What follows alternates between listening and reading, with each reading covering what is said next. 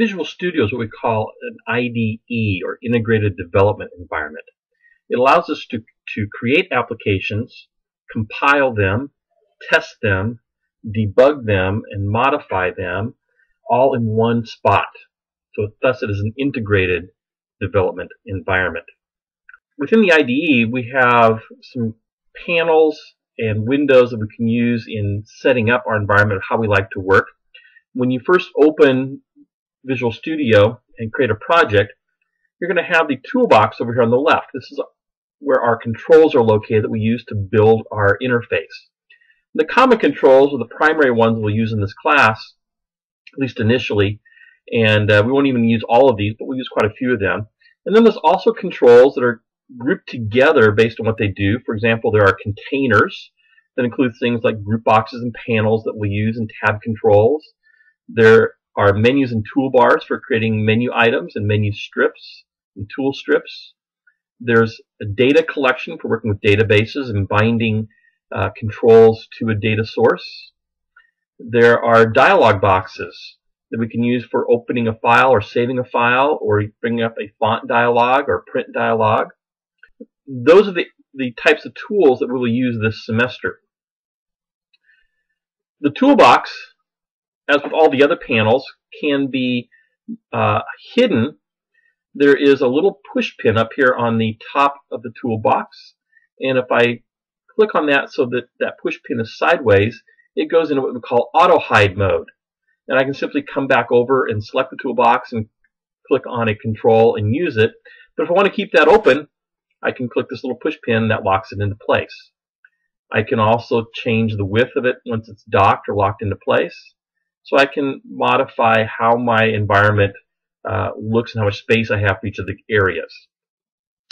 As we said in the previous videos, this is our working window. So we have a form here in this application. We can have multiple forms, and the types of things we'll do initially will work with just one form. Over on the right-hand side, we have typically a panel that is the Solution Explorer.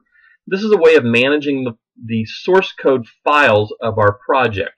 We won't do a whole lot with it, but when you first open a project, if it's one you've already saved and you're reopening it, you won't see the window pop up. You'll have to come over here and double-click on the form to have it pop up. So that's probably the one way you'll use this window. Below that is our Properties window.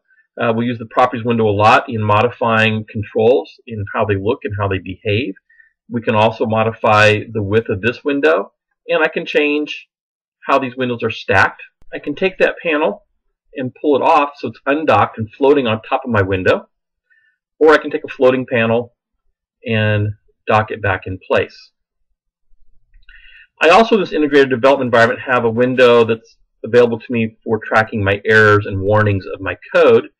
And as we've seen earlier with our working area here with the design form, I can access the code in that window as well and modify the code here. So lots of things I can do in this Windows environment. There is a view menu where I can turn things on or off, so there's other things I can add in. But this is the way we'll primarily work with Visual Studio in this class. One of the changes you might want to make in working with your code, I'm going to go back to my code window here by double-clicking on a control, is if I had an error somewhere. Let's change this code so it says integer. You notice I get an error down here at the bottom. And it's giving me a little red squiggly line underneath the word integer, and that's saying the compiler doesn't understand that. As I look at the error description down here, I can see the line that it's on. It's on line 22, and it's starting in column 13. But I can't see the line numbers here. One of the things I like to do is modify my environment a bit by going to the Tools menu, going down to Options, and you'll find an area that says Text Editor. I'm going to choose the All Languages, and there's a checkbox over here on the right-hand side that says Display Line Numbers. I'm going to choose that, click OK, and now I can see the line numbers, and I can very easily find line 22 and discover where my error is, and then I can change that. Notice my error now goes away. To compile a project within Visual Studio, once you've created your interface and written the code, There's a little icon up here for Start Debugging, or you can go to the Debug menu and choose Start Debugging, or press the F5 function key. That will compile your code, and if you have no errors, it will create the executable, run the application within the IDE, and you can test it and make sure it works.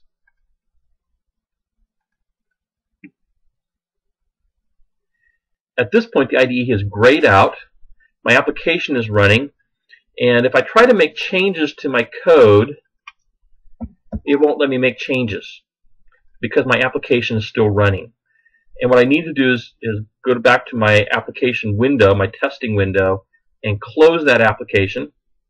So I can do it by clicking the close box, or I can come down to the status bar, find the icon for the running application, and choose Close Window.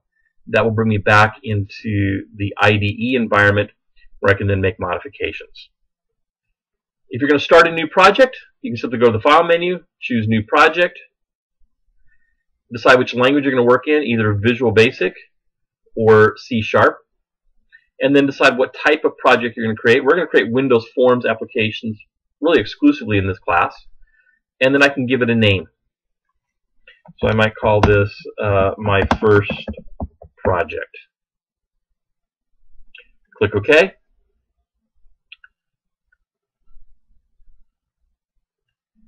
And I now have a blank form or blank window for my project, and I can begin building my application by adding controls to it and then going in and coding those controls.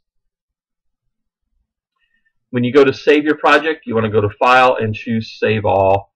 That should always be your choice rather than Save Form. That can get you into problems if you try to save that Form 1 someplace else. We want to keep all of our project files together. So always choose Save All. When you go to open up a project that you've already been working on, go to File, Open Project. I'm going to discard these changes here, and I'm going to open an existing project by finding the solution file in that project, the .sln. Double click on that. That will open that project. Now, a lot of times what will happen is that project will open and you won't have anything here in the center as far as your project.